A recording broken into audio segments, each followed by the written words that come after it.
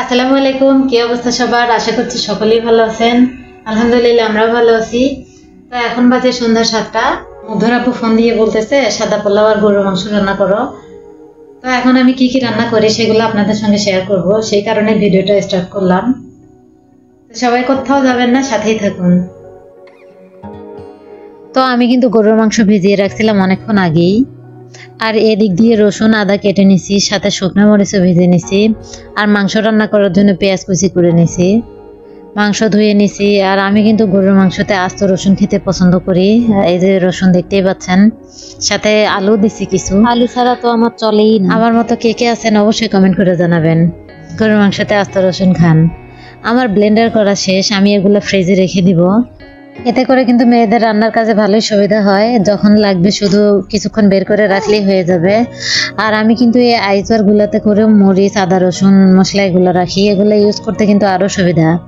আমি কিন্তু শুকনো মরিচ অনেকগুলো ভেজে নিছিলাম, সেখান থেকে অর্ধেক আমি বেটে ফ্রিজে রাখি আর বাকি অর্ধেক আমি গুঁড়া করে নেই। বাটা হয়ে গেলে আমি কিন্তু মাংসটাও কষিয়ে নিছি। তেলটা উপরে আসতে আমি কিন্তু পরিমাণ মতো ঝোল দিয়ে দিয়েছি। বেশ কিছুক্ষণ ছিটি দিয়ে নিয়ে আমি কড়াইয়ে ঢেলে বাগার দেই। কে কে আমার মতো গরুর মাংসে বাগার দেন অবশ্যই কমেন্ট করে জানাবেন।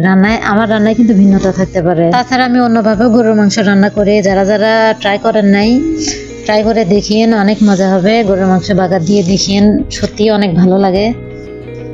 গরুর মাংস রান্না করা শেষ। এখন আমি চিনি গুঁড়া চাল ধুয়ে পানি ঝরতে রেখে দিব, সাদা পোলাও রান্না করব।